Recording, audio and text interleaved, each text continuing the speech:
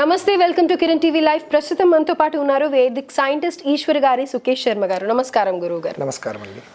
గురుగారు, ఫాల్గుణ పౌర్ణిమ ఇలా మనం మాట్లాడుతూ వస్తున్నాం, కొన్ని ఎపిసోడ్స్ కూడా చేసాం. So at the same time డోలోత్సవం కృష్ణుడి గురించి, అసలు కృష్ణుడు అంటేనే ఆనందం, అది చాలా బాగా అనిపిస్తుంది. అసలు చిన్నపిల్లల దగ్గర నుంచి పెద్దవాళ్ళ వరకు కూడా ప్రతి ఒక్కళ్ళు ఎంజాయ్ చేసేది, హ్యాపీగా ఫీల్ అయ్యేది కృష్ణుడి గురించి మాట్లాడితే. సో యాక్చువల్గా ఈ డోలోత్సవం అనేది ఎందుకు జరుపుకుంటారు? ఎస్పెషల్లీ కృష్ణతత్వంలో ఎక్కువగా మాట్లాడుతూ ఉంటారు కదా, ఏంటిది?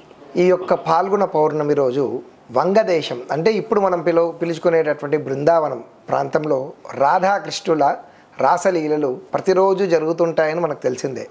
అయితే ఈరోజు రాధాకృష్ణుల రాసలీలల్లో ఒక విశేషం ఉంది. ఏంటి అంటే బ్రహ్మదేవుడు, సరస్వతీదేవి, పార్వతీ పరమేశ్వరులు కూడా ఈరోజు ఈ యొక్క డోలోత్సవం అనేటటువంటి ఉత్సవంలో పాల్గొంటారు. దేవతలందరూ కూడా డప్పుల పైన ఉండేటటువంటి మృదంగాలు, విచిత్రమైనటువంటి మృదంగాలతో వాళ్ళందరూ వాయిస్తూ ఉంటే ఆ డోల వాయిద్యానికి అనుగుణంగా రాధాకృష్ణులు నాట్యం చేస్తూ ఉంటారు. అంతేకాకుండా శ్రీకృష్ణుడికి 16,000 మంది గోపికలు అని మనం వింటూ ఉంటాం కదా. ఈ 16,000 మంది గోపికలు యక్షిణీ దేవతలండి. సాధారణంగా యక్షిణి మరియు యోగిని దేవతలు వీళ్ళు. ఈ దేవతలే శ్రీకృష్ణుడితో కలిసి నాట్యం చేయాలి అని గోపికల రూపంలో వస్తారు.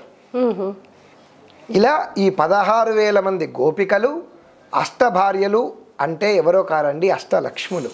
ఈ అష్టలక్ష్ములతో రాధా కృష్ణులు, శివ పార్వతులు, అలానే వాణి బ్రహ్మలు ఈ యొక్క ఉత్సవంలో పాల్గొని రంగులతో డోలోత్సవంలో భరతనాట్యం చేసుకుంటూ ఆనంద తాండవం చేస్తారు. ఇది ఒక విశేషమైనటువంటి పండుగ. దీనివల్ల ప్రకృతి మొత్తము కూడా తన్మయత్వం జరుగుతూ ఉంటుంది. అంతేకాకుండా ఈ ప్రకృతికి పుష్టిని కలిగించేటటువంటి ఎలక్ట్రిక్ మ్యాగ్నెటిక్ వేవ్స్ విడుదల కాబడతాయండి. అయితే మీరు ఒక విచిత్రాన్ని ఈరోజు మనం చూడవచ్చు. సంవత్సరంలో ఒక్కటే రోజు మాత్రమే చూడగలిగే విచిత్రం ఇది. బృందావనంలో గర్భాలయంలో ఎక్కడైతే రాధాకృష్ణుడు శయనించేటటువంటి మందిరం ఉందో ఆ శయన మందిరంలో స్వామివారికి మరియు రాధాదేవికి తెల్లని వస్త్రాలు వేసి రాత్రిపూట డోర్లను క్లోజ్ చేస్తారు. మరునాడు ఉదయము ఆ డోర్లు ఓపెన్ చేసి చూస్తే ఆ గర్భగుడి ఏదైతే శయనమందిరం ఉందో ఆ శయనమందిరం మొత్తము కూడా రకరకాల కలర్లన్నీ చల్లి ఉంటుంది. వారి యొక్క వస్త్రాలన్నీ కూడా రంగులు అద్దినట్టుగా ఉంటుందన్నమాట.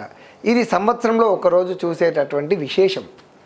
ఇప్పటికీ మనము ఈ బృందావనంలోకి వెళ్తే హోలీ పండుగ రోజున ఈ యొక్క విచిత్రాన్ని మనం చూడవచ్చు.